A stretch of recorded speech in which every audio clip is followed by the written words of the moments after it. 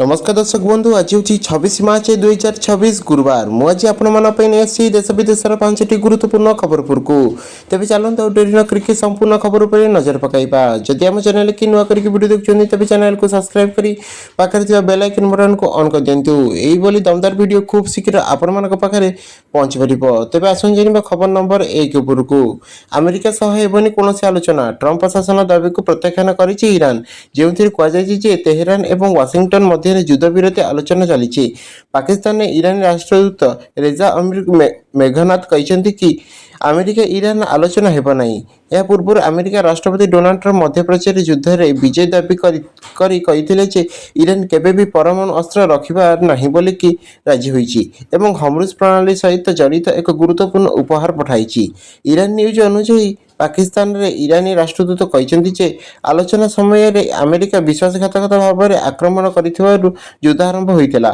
जातिसंघर Israel Rashtradoot Dani डारान Iran America और इज्राएल मध्य संभाव्य शांति आलोचना विषय कौन सूचना को अस्वीकार करछंती। से कहते इज्राएल लक्ष्य होउछि परमाणु अस्त्र हासिल करने को ईरान को रोकिबा। तेबे आसन जानिबा खबर नंबर 2 पुरकू एबे 28 दिन नुहे पूरा 30 दिन चली आपणक रिचार्ज प्लान देश में मोबाइल रिचार्ज प्लान संपर्क में दीर्घ दिन धरी चली वितर्क एवं सरकारी स्तर में पहुंची। रिपोर्ट अनुसार केंद्र सरकार टेलीकॉम कंपनी गुड़ी को 30 दिन वैधता सहित प्लान गुड़ी को अधिक प्रमुख भाव में प्रदान करने को उत्साहित करिपारंती। 28 दिन योजना सहित समस्यार सम्मुखीन होउथिबा उपभोक्ता को अभियोग वृद्धि पाइबा पर यही पदक्षेप निया जाइछि।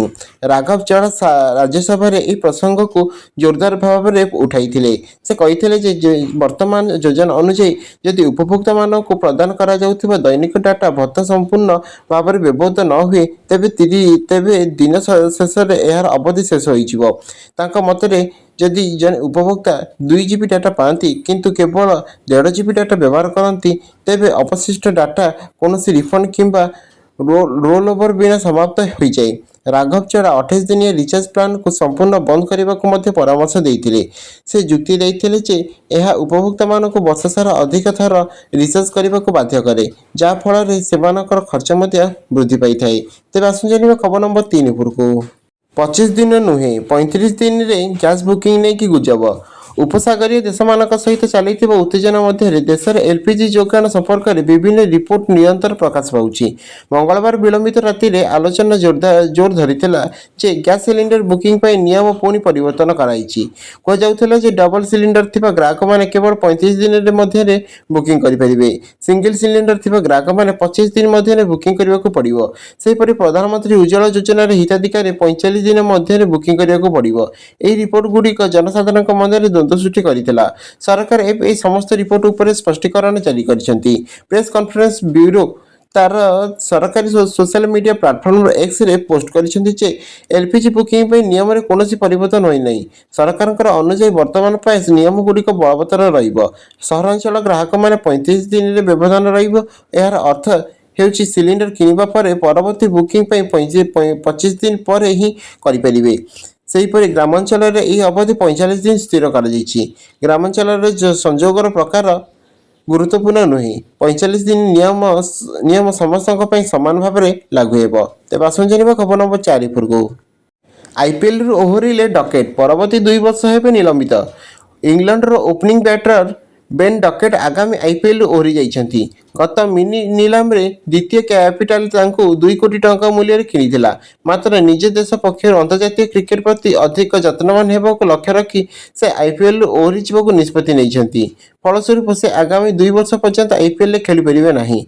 आईपीएल गवर्निंग काउंसिल पक्षर विदेशी खेलाड़ी मानक पई लागू करा जाइथिबा ए नियम अनुसार कोनोसी खेलाड़ी आईपीएल नीलाम प्रक्रिया रे शामिल होई कोनोसी दल सहित चुक्तिबद्ध भाव में ओहरी परिबो नाही। एभली स्थले कोनोसी खेलाड़ी ओहरिले 2 वर्ष पर निलंबित करा जिवो। डकेट संपूर्ण फिट थाई अंतिम मुहूर्त में ओहरी जाइथिबारु दंडित हेबा निश्चित। से 2028 सीजन पर्यंत नीलाम पर नाम दाखल करिपरिबे नाही। सूचनायोग्य कोनोसी खेलाड़ी आहत होई अनिष्ट साब्यस्त हेले निज देश क्रिकेट बोर्ड पक्षर मेडिकल प्रमाण पत्र प्रदान करा जहाँफल खेलाड़ी जनक दंडित हेबे नाही। पर वर्ष से फिट होई खेली परिबे।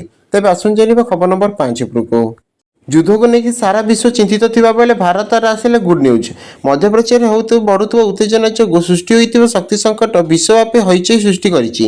ବିଶ୍ୱ ପରିସ୍ଥିତି କ୍ରମାଗତ ଭାବରେ ଖରାପ ହୋଇଛି ଏବଂ ଯଦି ଇରାନ ସମ୍ବନ୍ଧୀୟ ଯୁଦ୍ଧ ଜାରି ରହେ ତେବେ ଏହା ଏକ ବଡ଼ ସଙ୍କଟର ପରିଣତ ହୋଇପାରେ।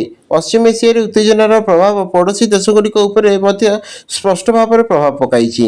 ବାଂଲାଦେଶରେ ଜେଟ୍ ଇନ୍ଧନର ମୂଲ୍ୟ 100% ଅଧିକ ବୃଦ୍ଧି ପାଇଛି, ଯେତେବେଳେ ଭାରତରେ ଏଲ୍‌ପିଜିର ଅଭାବ ଦେଖାଯାଉଛି। ସରକାର ଶିଳ୍ପ ଇନ୍ଧନ ଏବଂ ପେଟ୍ରୋଲର ମୂଲ୍ୟ ମଧ୍ୟ ବୃଦ୍ଧି କରିଛନ୍ତି। ତଥାପି ଏହି ଚ୍ୟାଲେଞ୍ଜପୂର୍ଣ୍ଣ ପରିବେଶ ମଧ୍ୟରେ ଭାରତ ପାଇଁ କିଛି ସକାରାତ୍ମକ ଖବର ଅଛି କି ଏକ ରିପୋର୍ଟ ଅନୁଯାୟୀ 2026-27 ଆର୍ଥିକ ବର୍ଷର ପ୍ରଥମାର୍ଦ୍ଧରେ ଦେଶରେ ନିଯୁକ୍ତି ସୁଯୋଗ ପ୍ରାୟ 4.7% ବୃଦ୍ଧି ପାଇବାର ଆଶା କରାଯାଉଛି। ରିପୋର୍ଟରେ କୁହାଯାଇଛି ଯେ ଇ-କମର୍ସ, ପ୍ରଯୁକ୍ତିବିଦ୍ୟା, ଷ୍ଟାର୍ଟଅପ୍, ସ୍ୱାସ୍ଥ୍ୟସେବା ଓ ଔଷଧ ଭିତ୍ତିଭୂମି କ୍ଷେତ୍ରରେ ଅଭିବୃଦ୍ଧି ନୂତନ ନିଯୁକ୍ତି ସୁଯୋଗ ସୃଷ୍ଟି କରିବ।